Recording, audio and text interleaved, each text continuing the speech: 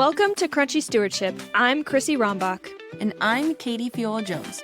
We're cousins on a mission to honor God by stewarding our health spiritually, mentally, and physically. From ancestral nutrition and natural remedies to biblical finance and holistic health, we are digging deep into how God intended us to live. So grab yourself a raw milk latte and join us as we unpack the ins and outs of crunchy stewardship.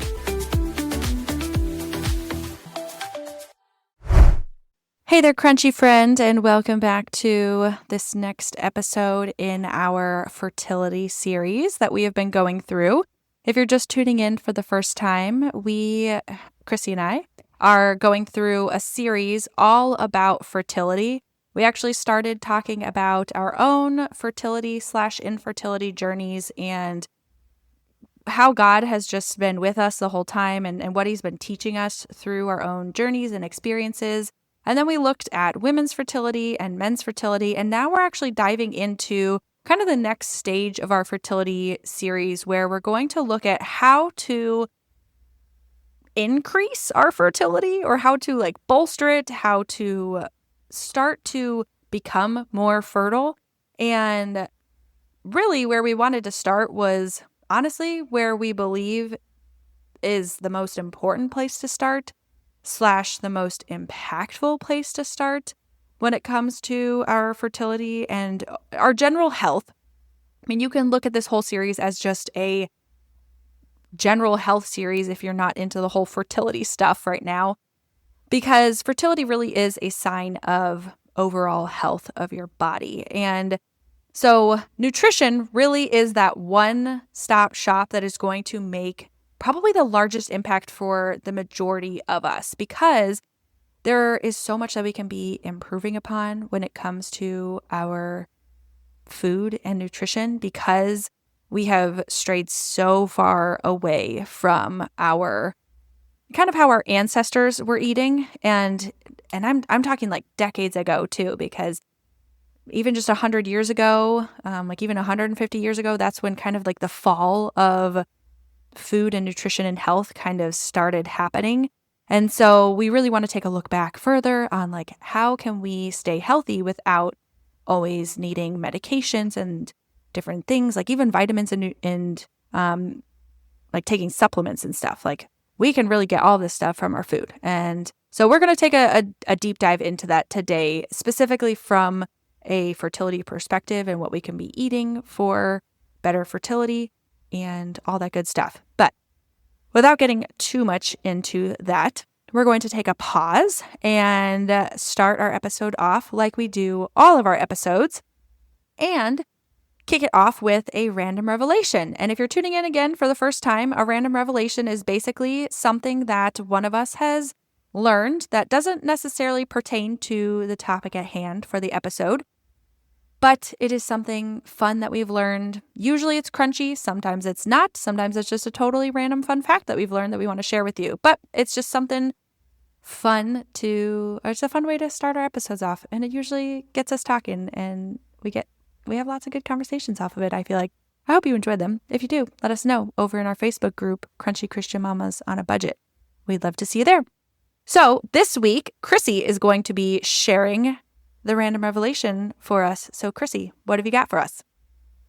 Yeah, so I have started to become a lot more interested in traditional Chinese medicine. It's one of those things that Asian cultures have been using it for thousands of years, and they still use traditional Chinese medicine, and it still proves to be effective for them. And so I'm kind of looking at the longevity of traditional Chinese medicine, and they have so much more longevity behind their science of treating illnesses and diseases than we do here in the Western Hemisphere with conventional medicine. And so I see a lot of value in looking into it and learning about it and seeing how we can implement it into our lives on a daily basis. And one of the things that I learned is the connection between our organs and our emotions. So Katie and I have made it pretty clear on this podcast, if you've been listening, that our digestive system and our gut really is kind of the source of everything in our body. It impacts our mental state, it impacts our mood, it impacts like bodily functions, aches, pains, vision, taste, smell, like all of it is all impacted by our gut. And so one of the things that I learned is the connection between certain emotions and certain organs. So for instance, anger is associated with the liver, fear with the kidneys, joy is associated with the heart, sadness and grief are associated with the lungs, and worry is associated with the spleen. And at first when hearing that, it's like, okay, so if I'm worried, does that mean I have a spleen problem? Or if I'm worried, does that mean I'm going to develop a spleen problem? And that was my original question also, like, which comes first, the chicken or the egg, the worry or the spleen problem? I'm not really sure. But traditional Chinese medicine uses these emotions to give us insight into what could be going wrong inside the body at any given point in time.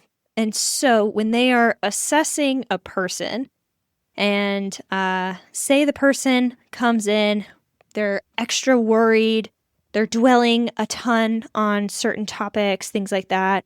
They have some loss of appetite, they're tired. Usually this is what we would call anxiety. Oftentimes anxiety comes along with digestive disturbances, like some diarrhea, some constipation maybe. They might feel kind of weak because they're anxious. Well, traditional Chinese medicine will say that this actually has to do with a spleen deficiency or spleen qi deficiency or spleen qi descending or a spleen yang deficiency, essentially saying there is a disunity or imbalance within the spleen. So along the same lines with the lungs, if somebody has a lot of grief or sadness or detachment or some physical symptoms that come along with those emotions, such as shallow breathing, sweating, fatigue, coughing, depression, excessive crying, even dry skin and allergies, a lot of those can be associated with lung qi deficiencies or lung imbalances. And so if somebody comes in with some of those symptoms, traditional Chinese medicine physicians will look at the lungs and see if there's an issue going on there.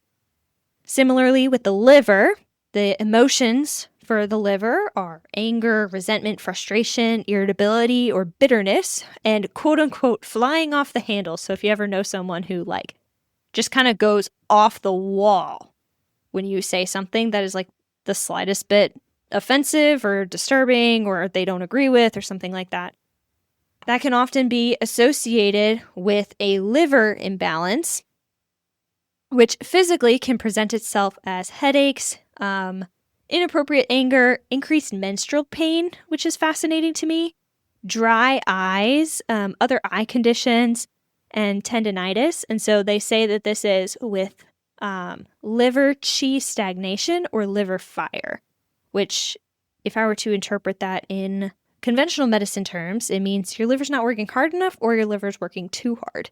And the results of that could be just increased anger and frustration and irritability. Going on from that, the heart is associated with joy or the lack thereof.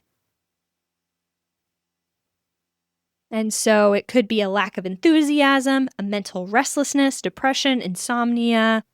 Sometimes comes along with the physical symptoms of it would be heart palpitations or excessive dreaming or poor long-term memory, and sometimes even psychological disorders. And they say that this is associated with heart yin and heart fire. So essentially when there's an imbalance in the heart, it expresses itself as either too much or too little joy being expressed. And then the last one that has a connection with emotions is our kidneys. As I said earlier, the connection with the kidneys is fear, so weak willpower, insecurity, feeling isolated. And some of the physical symptoms with that could be frequent urination or urinary incontinence, night sweats, dry mouth, short-term memory issues, lower back pain, hearing issues, or even hair loss and osteoporosis. And they say that this is a deficiency either in the kidney yin or in the kidney yang. So all of these are very, very interesting to me. I would love to look more into it to understand what exactly yin, yang, qi, and fire actually refer to, because I don't know for sure.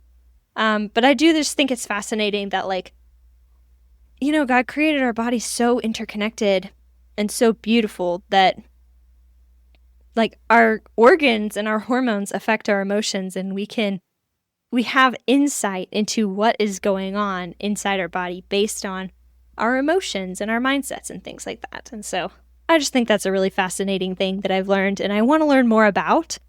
So if you know anything about traditional Chinese medicine, or you've taken a TCM class, let us know about it in our Facebook group. We would love to hear about that, because I know Katie's very interested in TCM also. And I just think it's very beneficial to integrate into our lives.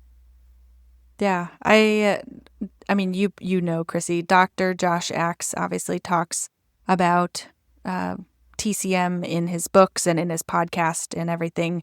And I find it very fascinating when it comes to some of the more Eastern culture medicine practices and all that health stuff. I feel like people in the Christian space often link any of those things to this like woo-woo idea. It's like, oh, it's Chinese medicine and it's like witchcraft or something. And I stumbled upon a post that someone made in one of my Crunchy. It's like a Christian Crunchy something. I don't even remember. It's like a faith-based Crunchy group that I'm a part of on Facebook. And someone was like, I'm looking into muscle testing and want to know like what people's beliefs about muscle testing and kinesiology and things like that, and what you think of it from like a Christian perspective. Is it something that we should be staying away from? And there's people on both sides of the board that have very strong opinions on it. But the way that I kind of view muscle testing and even chiropractic care and acupuncture and Chinese medicine, like even just like the herbal practices and tinctures and all this stuff. Homeopathy is also another one that often gets thrown under the bus too, as being like witchcraft and woo-woo-y. The way that I like to think about it, when you really dive into a lot of these things, they actually are backed up by scientific evidence. There's not as many studies on some of these things as there are on like the quote unquote traditional sciences and health practices that we have here in our Western culture. But there are more and more studies coming out, even about things like homeopathy, and a lot of people now jump onto the wagon of chiropractic care. It's becoming a little bit more common, I would say, and more widely accepted. But things like Chinese medicine and even acupuncture and muscle testing, I feel like tend to really get pushed under the bus in the Christian cultures, because they're like, oh, it's witchcraft and it's what is that one word? It's in, I usually think about it because it's in Harry Potter. It's one of the classes that he takes, divination or something. And people are like, oh, that's what these things are. It's basically, yeah, like being able to see into the crystal ball and interpret things about the world. And really, I mean, things like muscle testing, it's simply just your body is telling you something. Like, it's really fascinating when you start learning about muscle testing and kind of the science behind how it works. And it starts to blow your mind how your body can start to tell you things just by simply how you press on it and how it responds when you're holding certain elements and different things. And yeah, I would say it's just simply a tool that God has given us that we can tap into. And I, at this point, have not found any biblical evidence for staying away from any of them. And I still try to search for the answers, because I wouldn't even say that I'm totally on the side of like, yes, it is so good for us and we need to dive into it wholeheartedly, because the reality is any of these things shouldn't become the end all be all with our health. So anyway, this is not what this episode is about. But Yes, Chrissy. I think biblically, when we are looking at traditional Chinese medicine or more, homeopathy solutions or strategies to help with ailments and things like that, one of the best things to ask is, what is the reason that they are saying that these things help with these ailments? Mm-hmm. For instance, when I went to Southeast Asia a few years ago, one of the common practices there, if you have a cold, is they take snake oil. And snake Whoa. oil helps to relieve the cold. They also say that you get this cold if you ride a motorcycle without a jacket on, or if you're not wearing mittens. Mind you, it's 100 degrees we're in Southeast Asia, and they wear like winter jackets and mittens on their motorcycles because they don't want to catch the cold air. And catching the cold air has like a spiritual effect on your body in their tradition, that it like creates opportunity for like impure spirits to come in and to cause a cold illness. And so they use snake oil to then like cast out those impure spirits. Now that is something that I would raise a red flag to, because I would say, is the reason we're using this strategy, is it one to cast out impure spirits, or is it one to merely just rebalance the liver hormones or digestion or something like that, and using the signs and symptoms that we see from the body in order to rebalance what exactly is going on from the body? So I think it's important to be very knowledgeable of the tinctures and homeopathy strategies and Chinese medicine strategies that we use, and to know like the foundation of the thoughts, and to understand, okay, is this more of like a spiritual foundation of our thought, or is this a physical foundation of our thought? And with that, it can help us determine, is this something I should partake in? Because if it's a spiritual thing, then maybe we should hold off on it. Yeah. But if it's merely just like, okay, I'm looking at the tongue and it's helping me to understand what could be wrong with my liver or my spleen, well, that's not really anything spiritual. That quite literally is a physical display of something that's wrong inside of our bodies. And so I think it's something that's really important to keep in mind when you are learning a lot of these things, to kind of take everything cautiously and do your research in order to be intentional. Now, we have to be gracious that, like, God says he does not hold it against us if we do something accidental that we didn't know about. I think it's in the book of Acts when Paul is talking about eating foods sacrificed to idols. And he quite literally says, like, if you accidentally eat a food that was sacrificed to an idol, like, don't worry about it. Like, God's not going to hold that against you. It's not on your conscience.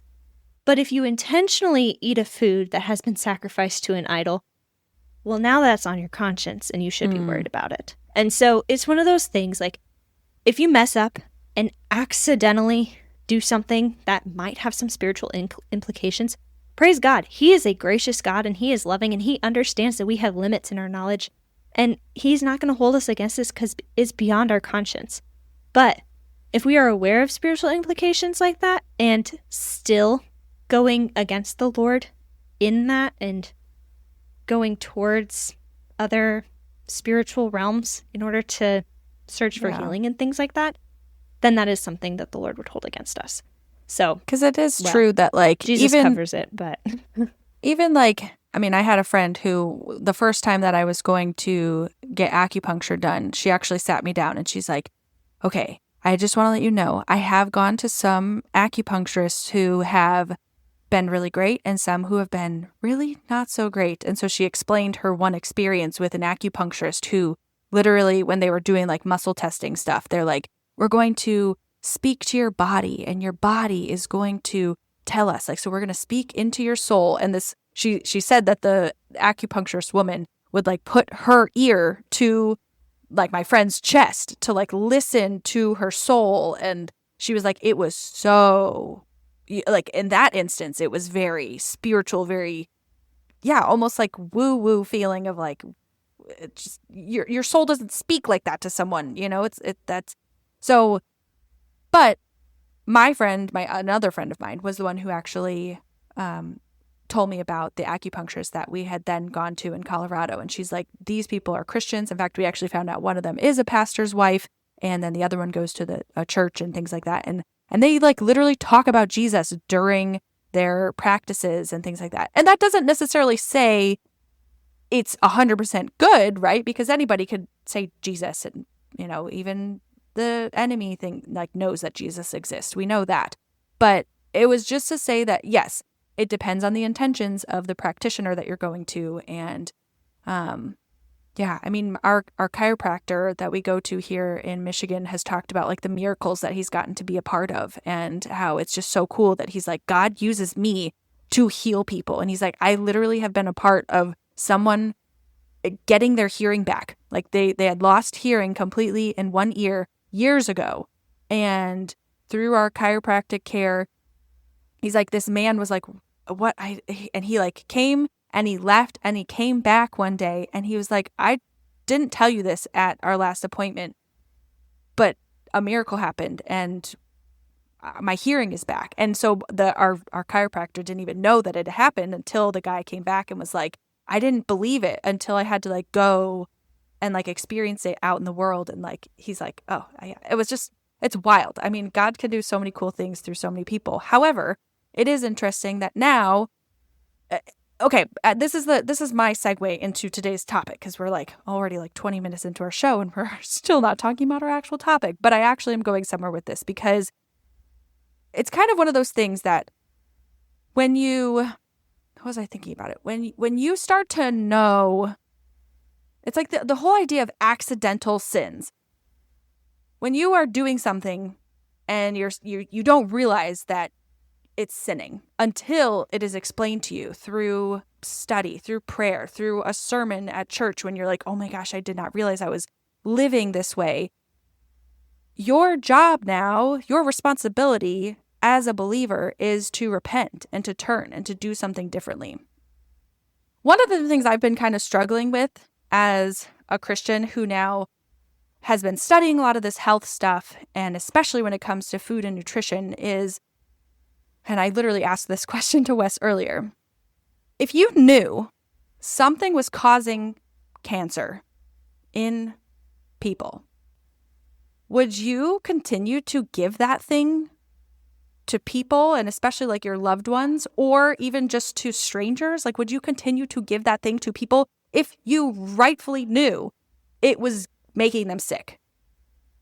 And this is the point of like contention that I'm at in my life, is like, I'm starting to realize that all of these foods that we often feed in church are making people sick. They're causing things as simple as attitudes and behavioral challenges with children, all the way up into, causing people cancer and diabetes and heart issues and all of the challenges that we face now.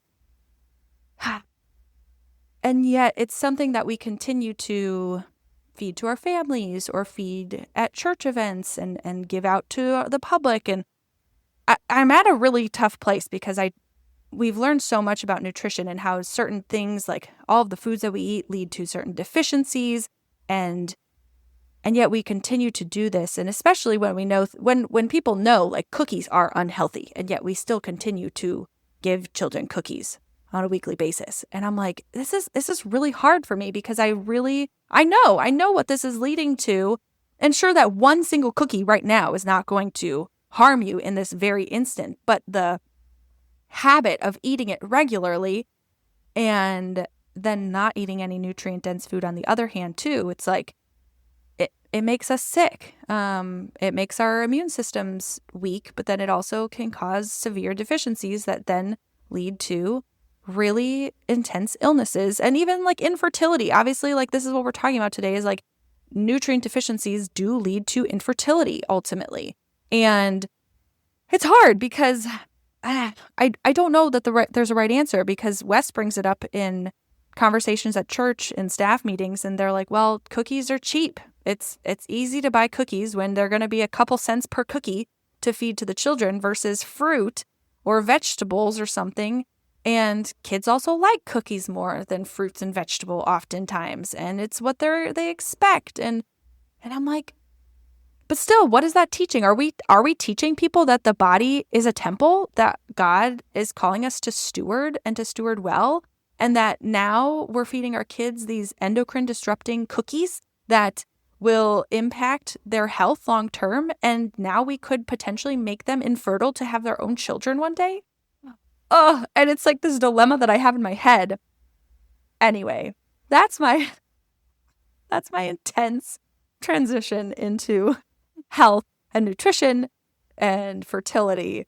But maybe, Chrissy, you can just go somewhere else with it, because I feel like I'm in this doom and gloom space in my head and I am wrestling with God about it. And I don't have the right answers at this moment, but it's just something I've been praying about of like, what is my role in this, and how do I proceed?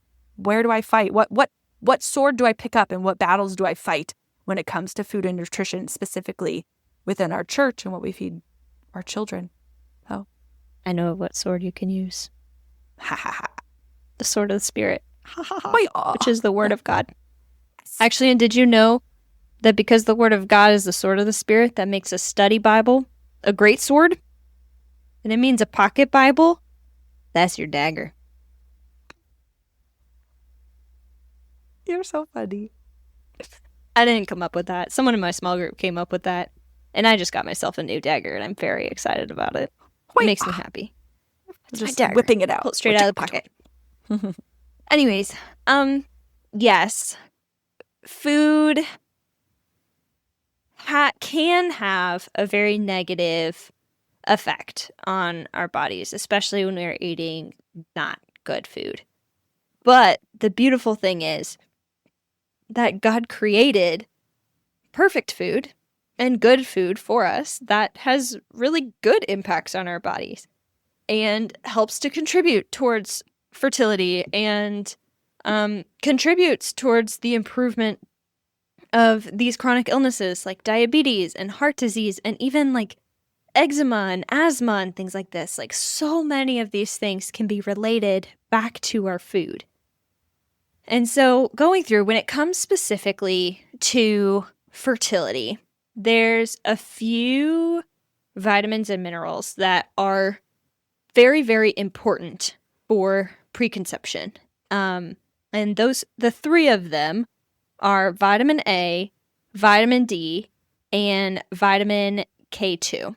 So vitamin A, Dr. Preston A. Price refers to this as the architect of our fertility or our bodies. So it pretty much it works inside of an embryo and works on the differentiation of our cells. So pretty much tells one cell, you're going to become a heart, and this cell, you're going to become a brain, and this cell, you're going to become a bone, and things like this. And so vitamin A is super, super important because it has to do with the differentiation of cells.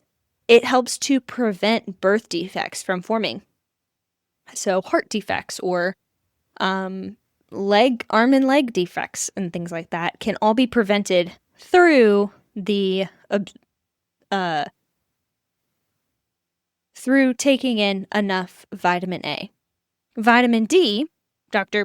Weston A. Price calls it the Pro-Hormone, which essentially helps to regulate the immune system and is crucial for hormone reduction and hormone production, goodness gracious, and prevents the body from rejecting the embryo. Because if you think about it, like in the first trimester of pregnancy, like women are so sick. They are nauseous and they are tired.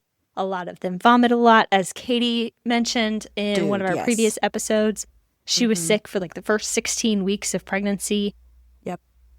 And that's just not fun. But vitamin D plays such a big role in that, in decreasing illness, because that illness that women feel in like the nausea and the ick is our body's trying to reject the new embryo because it's a foreign substance. Like, it wasn't there before, and now it is, and it's kind of taking over a lot of space in the abdomen, and we need to get rid of it, you know? And so it helps to prevent our bodies from seeing it as a foreign substance and from attacking it. So that's another reason why vitamin D is very important for fertility. The last one is vitamin K2, which Dr. Price calls the Activator X. It's essentially the, quote, missing links because it acts as a shuttle that brings the minerals that you drink and eat, so such as calcium and magnesium and things like that, brings them into the bones and the teeth. And so vitamin K2, aside from a fertility standpoint, is really, really important for also preventing cardiac disease, because if you have enough vitamin D and you have a lot of calcium, well, the vitamin D helps to absorb the calcium into your body, but the calcium is kind of just stuck in your arteries and in your veins until that K2 comes in and tells it to go into the bones. And so sometimes that calcium can build up and cause plaques and things like that inside the arteries and the veins, which is not good. And that's where we get a lot of heart disease from. But when we have K2, it tells that calcium and the magnesium and the manganese to go into the bones or go into whatever hormone or whatever organ needs to use it in order to maximize the nutrients that we are actually taking in. And so, and specifically in men, it actually also helps with testosterone and sperm production. Fun fact. So, helps to regulate the testes and make sure that they're doing their job properly so that we can actually make new babies. Yeah, the vitamin K2 is really interesting because, so if any of you go and read the book Nutrition and Physical Degeneration, which, yes, I do mention like every week, Weston A. Price actually in his book only says Activator X. So they didn't actually have, they had not identified vitamin K2 yet at that point. They just knew that there was something different about butter that was made and produced by cows who were pasture raised, basically. So a cow that lives in a nice green pasture, lots of sun, gets to roam around, all the stuff, versus the cows that were being fed,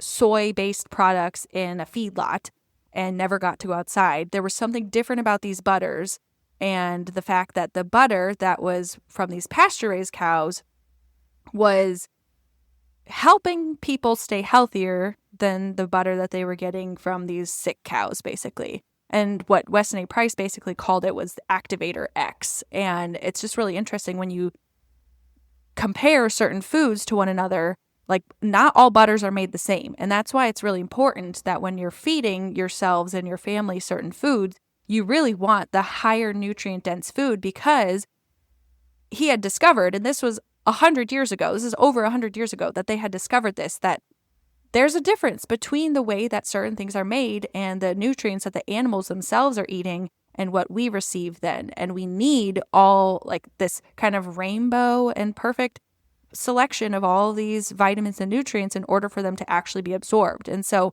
a lot of like people in the crunchy space know that if you're going to do vitamin D, you need it to be like the vitamin D, plus K2 when you get that bottle. Because if you just take a regular vitamin D supplement, it's not going to be absorbed into your system. It basically just kind of is like a waste of money in a sense. And so you need to have the K2 one. But Weston A. Price like even takes it a step further, and he talks about not doing any, like his whole thing is obviously getting as many of the vitamins, nutrients, and supplements and all the things from whole foods that are prepared properly. And so he talks about making sure to have lots of like the nutrient-rich butters and the cod liver oils, because cod liver oil is basically a perfect form or perfect mesh of vitamin A, vitamin D, and his Activator X. Same with certain like nutrient-rich butters that are from cows that are specifically grazing on grasses grown in early spring or certain times of the year in the fall or I guess certain areas where the grass is growing at certain points. Anyway, spring butter is actually the best butter based on his findings, but it's it's really, Activator X is one of those ones where it took me a while because in his book, he just talks about Activator X. And so I had to Google, what is this Activator X? Where do I find it? And it's vitamin K2. And I'm oh, I knew that now. But in his book, he also talks about how a vitamin A deficiency, there were lots of studies done on pigs, and the pigs that had they were given a vitamin A deficient diet, all of their babies were born without eyes, literally no eyeballs. So Chrissy just talked about how vitamin A helps, it tells your body to produce certain organs in the babies that you're growing in your uterus. And vitamin A is one of those ones that's make eyeballs. And so vitamin A deficient pigs, the moms, all of their babies were born without eyeballs. And they actually did it. They did the experiment on both moms and the male and female pigs, and the female and male pigs, both of them who were nutrient deficient, produced the same outcome. So if the mother still had a vitamin A non-deficiency, what is the opposite? They had vitamin A. They were adequate in their vitamin A levels. Thank you. They had vitamin A in their diet, but then the male pig did not. The babies still were born without eyeballs. So it's not just the woman who needs to have a good diet. It's the men too. Obviously, their role is done after the egg has been fertilized, but that's why it's really important to start doing these things before you ever plan to get pregnant, because the men do play a role before you find out you're pregnant. So it's really important to do these things ahead of time.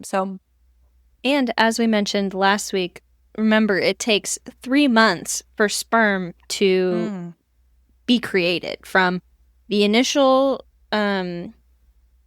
cellular differentiation or cellular multiplication of a immature sperm cell until maturity, when that sperm cell is ready to be ejaculated from the body. It is about a 3-month process. And so that means that the man's vitamin deficiencies or vitamin adequacies 3 months before conception is what's really important for the quality of their sperm. And you know what's funny, Katie, is you're talking about this, about what pigs eat and what cows eat and things like that. And I don't know why, but it's making me think back to elementary school when we were learning about the life cycle. And I don't know if you also had to do this, but we had to draw the life cycle. And it starts with the sun. And you have the energy from the sun goes into the grass. And then the energy from the grass, it gets eaten by a grasshopper. And then the grasshopper gets eaten by a bird. And then the bird gets eaten by a whatever predatory animal or whatever. And then the human eats that predatory animal, and the human gets all of the energy from all of those different layers of the life cycle, or this energy chain. I forgot what it's called. Something chain. Energy chain? I think there's different phrases, but yes, the energy. I totally remember doing that in school. And what you're saying, it's we literally learned about it in elementary school. The energy flows originally from the sun and through all of these different steps until it gets to the human, which is the end point, unless a shark eats you or something like that, because some kids, of course, put a shark at the end of the line because you have to, right? Yeah. I mean, you're talking about life cycles and things like that.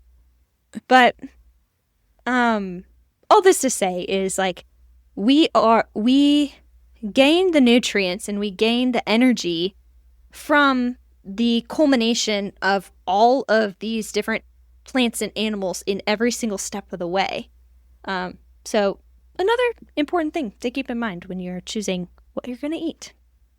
And that actually brings me to another point that Weston A. Price made very clear in his book is humans and animals are very different in the way that they eat food. So a lot of times, and I learned this, I had a Discovery Channel moment in our backyard with our chickens and all sorts of stuff. So we had chickens in Colorado. We plan to get them here soon, now that it's springtime here in Michigan, or coming up on springtime. Ugh. Anyway, what's interesting about animals is that they always eat for what Weston A. Price kind of talks about as like bodybuilding or body repairing purposes. They eat specifically what they need.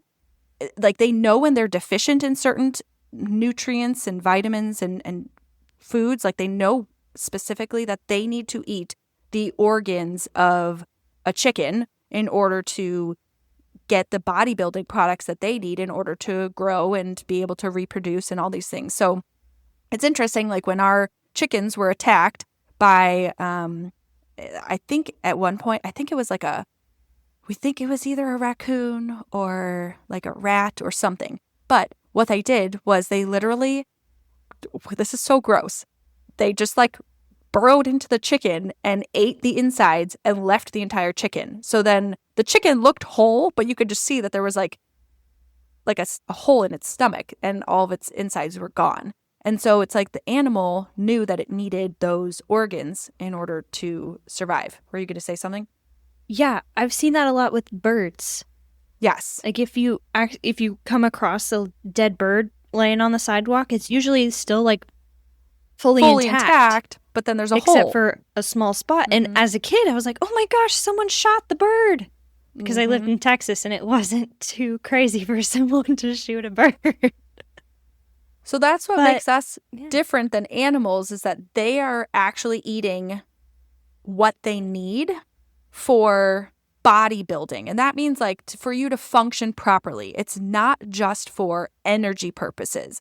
We as humans focus more on just energy, like producing food, but not necessarily bodybuilding food, because a piece of bread is going to give you energy for that moment. It's going to sustain you enough to let you go on for the rest of the day. A bag of chips will do the same thing. It'll give you a boost of energy and you can keep going.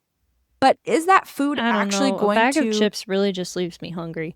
Not going to lie. Okay, maybe chips was a bad idea. Well, but even at that, like chips kind of like, they fill you in the moment and you kind of like, okay, I get like a full feeling. I don't feel starving anymore, right? And so you're like, okay, I can keep going on. But then is that bag of chips actually going to like build muscle and, help cells regenerate and all this stuff? Maybe to a very, very small degree, but not to the degree that will continue to keep us healthy long term. And so that's what he's saying is like very different between humans and animals, is like we kind of just eat for pleasure and for energy. We just want things to taste good and want it to just kind of like satisfy us to be able to get to the next meal, versus eating in order to build ourselves to be healthy human beings who can withstand illnesses and diseases and, fight against cancers and be robust for then building new humans like when we're pregnant. And so it's very interesting, just the difference between us and humans, and that, like a fox is just going to eat what it needs. It's not going to eat the whole chicken when it's like, I don't need the feathers. I don't need the meat on this. I just want the organs, because the organs are really what's going to sustain me long term, not the rest of the chicken. So, that's hard. But when it comes to vitamin D deficiencies, that's one of the ones that I did find kind of interesting. Was he kind of talked about, vitamin D is probably one of his favorite things to talk about in his book, Nutrition and Physical Degeneration, because for him, Weston A. Price is a dentist, and so he looked a lot at bone structure in the mouth and the jaw.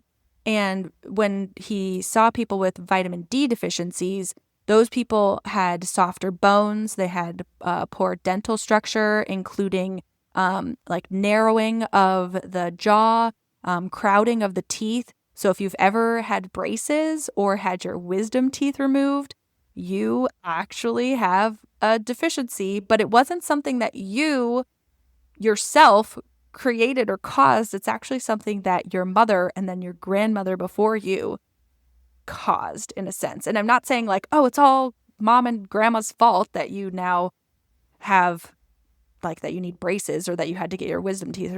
Wow, I guess you could say that. But we didn't know. People didn't really know that you needed these things and that's what's causing these problems. But before we were eating all these refined foods, nobody had their wisdom teeth removed because their jaw was wide enough to have their wisdom teeth come in, and nobody needed braces and nobody needed teeth pulled because their mouths were crowded. They had sufficient nutrient dense diets that allowed their bone structure to grow to its proper intended size. But now, since we're all so vitamin D deficient, our faces are narrower, our hips as women are narrower, so it's harder to give birth as women.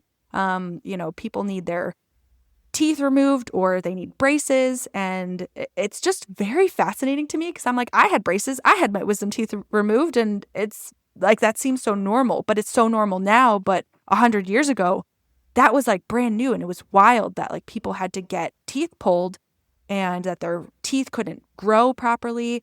And it's all because of a vitamin D deficiency that started from their mothers eating nutrient deficient diets. That's like, whoa.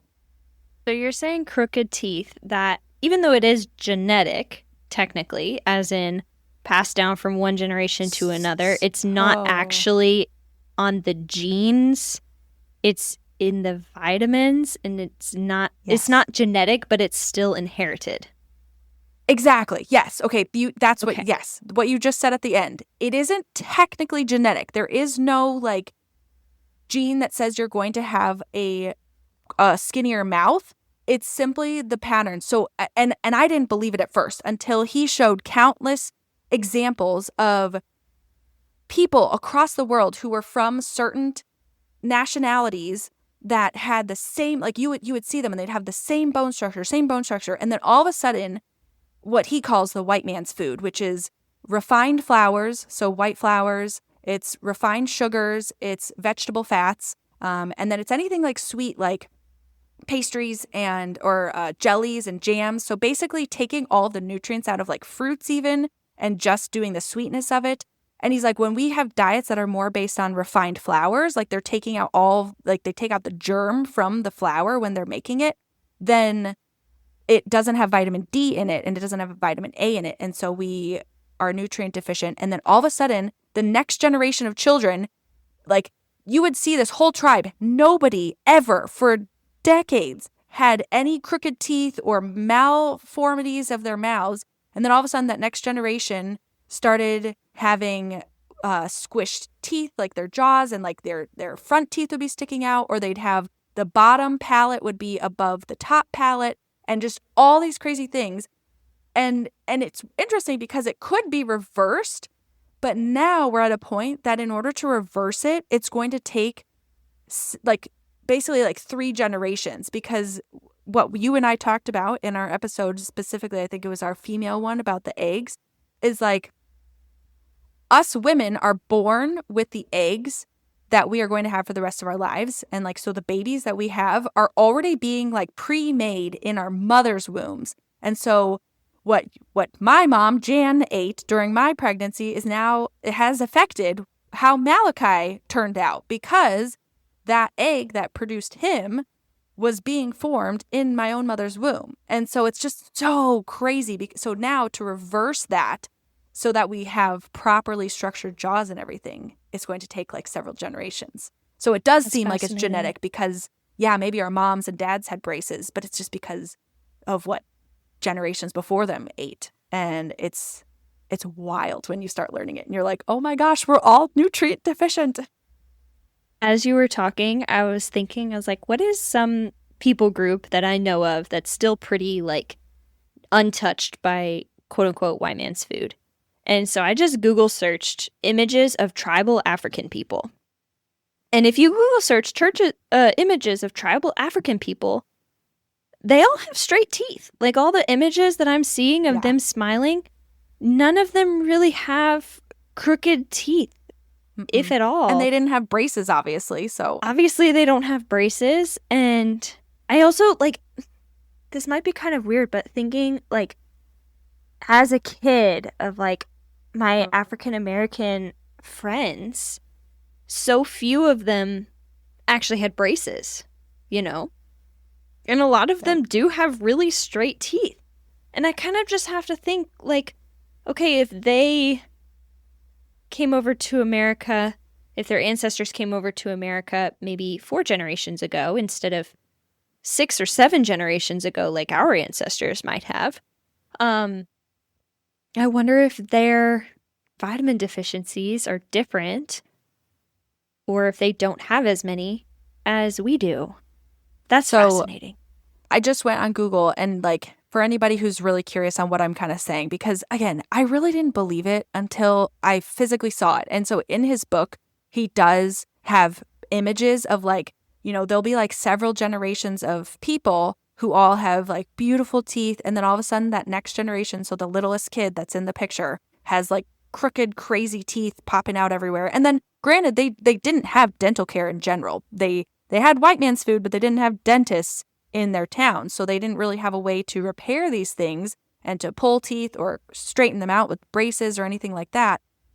So these kids would just suffer with like these malformed faces that have teeth just kind of sticking out. And sometimes they'd be coming out on the top of teeth. So literally, if you go on Google and just type in like photos from nutrition and physical degeneration, there's a lot of pictures from them. Any of those pictures that are black and white are pictures from the book. And you will start to see like, okay, there's kids and maybe like if you click on them, they might explain it. But in the book, they explain like, here's certain things, like this is what's going on in this picture. But then you'll see like people who like, this is again, it's like hundreds of, or not hundreds, it's like 100 years ago. So 100 years ago, people who had like perfectly formed teeth and they look immaculate, like something from like a dental commercial or something like that. And it's like, how did they have such perfectly beautiful teeth that also, so his big study was finding the cause for cavities. And so none of them had cavities and they had perfectly straightened teeth. And they're not people who are brushing their teeth because they were not introduced to brushing their teeth. And really, the only reason we have to brush our teeth is because our diets are so poor and they're filled with so much junk these days that if you don't brush your teeth and take good care of them, you will end up getting worse cavities than any. Yeah, it's just wild. It's so fascinating to me that really everything is related to our nutrition. And now that you're saying that's why that, I feel so strongly about it. Now that you're saying that, I'm thinking back to last year when I went to the dentist last summer. I was told that I had 4 cavities, and that's like more cavities than I have ever had in my life. And I was really mad about it. But I did not put 2 and 2 together that a month prior, when I had gone to my primary care doctor and she tested my vitamin D, I was deficient in vitamin D. And now I wonder, now that my vitamin D levels are back to a normal range, I wonder if I would have any cavities this year when I go to the dentist. I don't feel like I have any.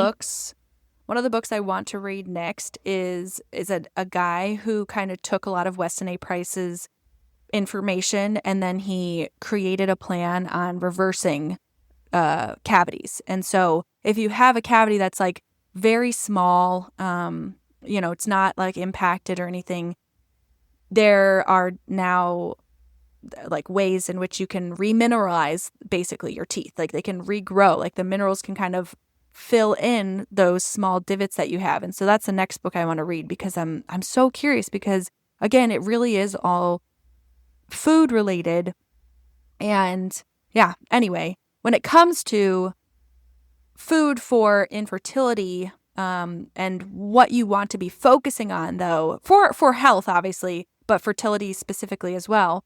Some of those things that I've mentioned, and then we'll add on to it, that Weston A. Price specifically recommends as fertility superfoods are like a high vitamin cod liver oil. That's actually, that's one of those things that I would probably recommend for everybody. Like no matter what your diet is, what you're eating, we could all highly benefit from a high vitamin cod liver oil because the rest of our diets these days are so nutrient deficient. Even if you're eating like really solid butter or milk or meats from pasture raised cows and things, again, like Chrissy was saying, it's this whole energy trail now that like whatever the cow is eating is what we then eventually eat as like the nutrients and everything. And our soil is now so depleted of all of the vitamins and nutrients that we need as humans that getting that from the soil into the cow into us is so difficult now because of our farming practices over the last generation. And all that to say, cod liver oil is definitely something that we could all benefit from. But especially if you are trying to get pregnant or are pregnant, I recommend it. Weston A. Price has a whole article on their website with the cod liver oils that they do recommend. What's great about it is that it's a whole food. It's not a synthetic vitamin that you're taking to get A and D in it. But cod liver oil has the proper ratio of A and D that you need to stay healthy. And so it's really great, especially like through the winter when you're not getting as much sun and stuff. I recommend it, but I plan on taking it year round. We started taking it in the winter, but I'm going to just keep doing it because it just makes a lot of sense. The other thing is butter. And what's interesting too is, so Weston A. Price actually talks about like high vitamin butter, but then he actually talks about this process of getting it to an oil form, that when you get it to its oil form, so like when you melt it with very low heat and then let it cool and then kind of like take it as an oil versus just the butter, for some reason when you like melt it down, it makes the K2 in it more available, so that Activator X part of it. So basically it allows your body to absorb more of that vitamin D properly. So butter, I would just recommend getting a really high quality butter in general. Ghee is also good. So ghee is Ghee. If you're not familiar with it, it's clarified butter, which is also, it's really good for you. And then, so I'll say the maybe less awkward or weird things first, and then I'll get to the weirder ones. So egg yolks, specifically from pasture-raised chickens, are very important. They're high in choline, which Chrissy and I were talking about. And choline is just really good for all sorts of health things, but especially for brain development for babies. And so, like, when your babies are little too, like one of the first things that we fed Malachi was actually egg yolks. And I know that people like will get all up in arms about it because they're like, oh, what about egg allergies and stuff? And we didn't really worry about that at all for other various reasons. But yeah, so he eats eggs every day. He eats more eggs than I do. But egg yolks specifically have the choline in it. That's really good for you. Now, here's where maybe people will be like, ooh, I don't know about this. Organ meats are so important for our diets. And it's one of those things that I'm saying to myself as well, that like, okay, we really do need to eat more organ meats. And we've been trying as much as we can ourselves to incorporate as much organ meats as we can. But specifically, liver is so important, as well as heart, like cow heart and chicken heart. Is really good, but liver is really, really good. It's a really high source of vitamin A, but also what's really interesting is that a lot of the organs in animals have, what is it? What is it that prevents, scurvy that pirates would, or like Vitamin people C. on vitamin C. Thank you, Chrissy. Organ meats are very high in vitamin C, which is interesting because in his book, I learned that like Eskimos, that live in basically a frozen tundra, they don't have access to fruits. Like fruits just cannot grow there. They're not imported there easily. And so he wondered how people were able to survive up there and not get scurvy. And he was talking to the Eskimos and described scurvy. And he's like, they basically showed Weston A. Price, like, this is what we eat. And it was like, I don't remember if it was specifically the liver or a certain organ, but basically it was an organ meat that is also high in vitamin C. And that's how they knew that if they ate the organ meats that they wouldn't get scurvy. And so also high in vitamin C, but organs are so good. Weston A. Price specifically recommends eating 3 to 4 ounces of organ meats per week. I highly recommend incorporating it into like a ground beef recipe. And so we purchase, it's called the Renegade Blend by I forget what company right now, but if you Google that, I'll try and find a link to it too. But we get that, and it's basically half organ meats and half ground beef. And then we usually add like a pound of ground beef on top of it, depending on the recipe, because some recipes it hides the organ meat flavors, and you just don't notice it as much. But some of them you really can tell that it's made with organ meats because it's got that like metallic-y flavor to it. So it's hard. We also use pluck seasoning. That's Pluck, that is made with organ meats, and we put it on top of most of the foods that we eat. So it just adds a little extra organ meat to our diets without necessarily tasting it and noticing it as much. And then the last thing that Weston A. Price recommends are fish eggs.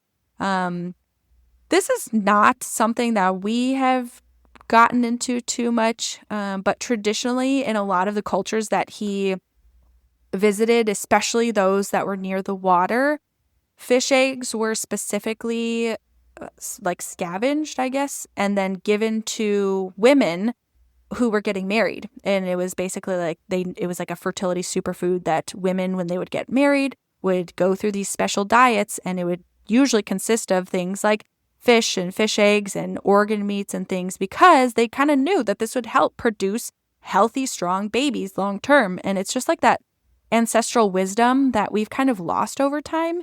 And it's one of those things that I'm like, again, it's kind of like that idea of like getting back to the way that God originally intended and designed all of this. It's like he produced food so perfectly that we shouldn't need to be taking supplements and vitamins and things. However, our food is so nutrient deficient now that even if we follow a lot of these guidelines, we still kind of need like extra on top of that because our soil is so depleted from all the nutrients. And so on top of that, I still recommend doing like a prenatal vitamin if you're planning on getting pregnant, but obviously, especially as you're pregnant.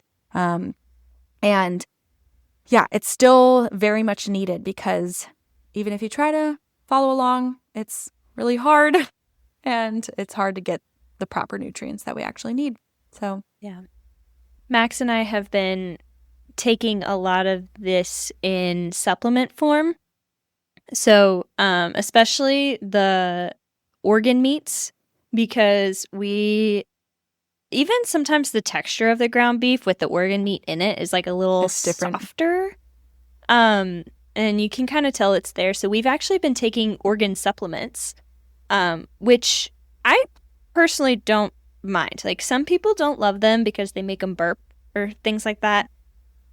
I have not noticed anything with these supplements, but we've been taking that. And then we've also been taking Juice Plus supplements, which is pretty much made from just fresh fruits and vegetables. It's like a concentrated, dried version of a lot of the vitamins and minerals that are found in fruits and vegetables. So we've been taking that.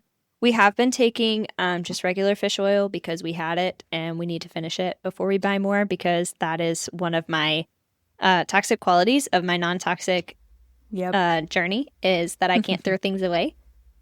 Although I did do a fragrance purge a few weeks ago, and I took all the fragrance things out of my bathroom and put it in a bag, and it was sitting in the living room for like 3 weeks. And finally Max came over. He's like, "What are you doing with this?" And I said, "Well, it needs to go in the trash, but I can't get myself to throw those away because most of them are still mostly full."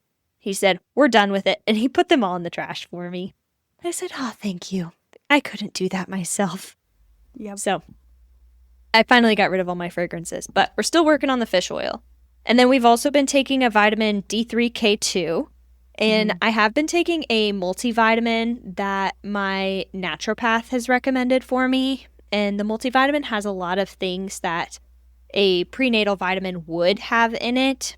And then he told me pretty much whenever I do end up getting pregnant, just to add like folate and choline on top of it, just to get it in there. But ultimately, like what we're taking now, even though it's not a prenatal vitamin, like has all of these vitamins and minerals that would be in a prenatal or would be really important to have on a daily basis. So, and Max even says like he can notice a difference when he doesn't take his supplements and when he does take them. So they are really important, unfortunately, because our soils are so depleted of nutrients. Yeah. Yeah. It's a hard battle. It's not easy.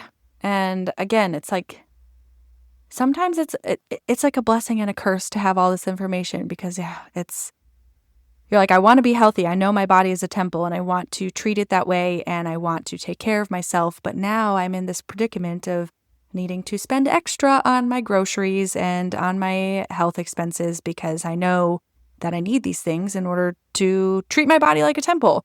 So and even like wrapping it fully around to the beginning of our conversation of me just like being frustrated with how we feed people within the church. It's like, it's not easy because yes, it is more expensive to buy healthier foods. And that is sad that we have come to a place where the crap that we eat is less expensive than the things that are really going to keep us healthy long term. And there's a lot of conspiracy around that as, like if everybody is in on it to like keep us unhealthy and maybe yes and maybe no, who knows? But there's still a lot of hope that with whatever you have, the resources that you have, you just have to do the best that you can.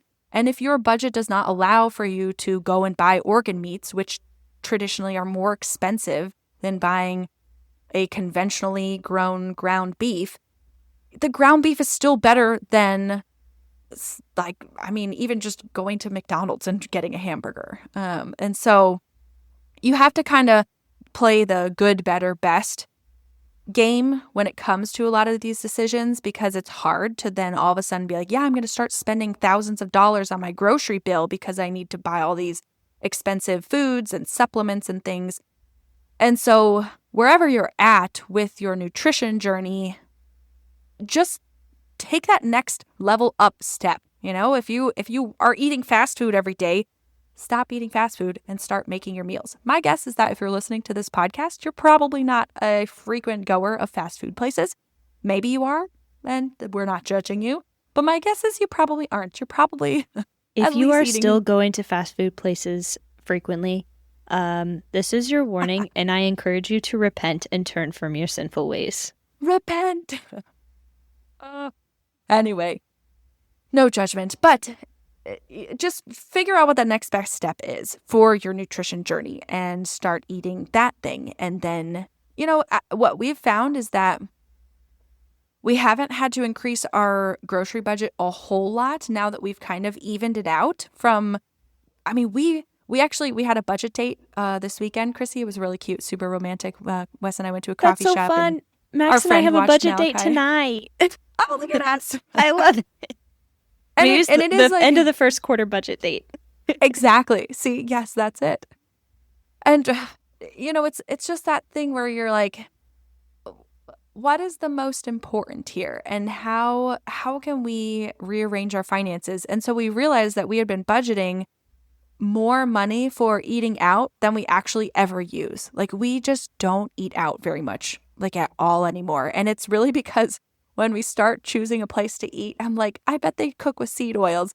Oh, I bet everything is just full of like processed junk. And I just get into my head and I'm like, I like the food here better. And I know it's going to satisfy me more and all this stuff. And so we play this whole game of like, we very rarely eat out. And if we do, it's usually because we have a gift card and we want to use it. So we don't spend a lot of money on eating out. So we actually increased our grocery budget a little bit more now because we're like, that's just something that we don't need to do as a family. And we actually don't find that much enjoyment and we find more stress in it now than we do joy. And so it's just like one of those things that you have to just kind of figure out what's important to you in that time because maybe you're a crazy, busy family and eating out is the only way that you're surviving. So just pick whatever is the best in your situation and find peace in that. Like, don't stress too much. Anyway, we have definitely come to the end of our time. Chrissy, why don't you wrap us up as you do so wonderfully? Yep. I actually love that this episode we did touch on the part of scripture where our closing comes from. It's when Paul is talking to new Christians and he's talking about eating foods sacrificed to idols, and he says, if you don't know that it was sacrificed to an idol, then it's not on your conscience and you can feel free to eat it. But if you know it has been sacrificed, to an idol, then don't eat it, because that will then be on your conscience. And then he says, whatever you eat or drink or whatever you do, do it all for the glory of God. We'll see you guys next time on Crunchy Stewardship.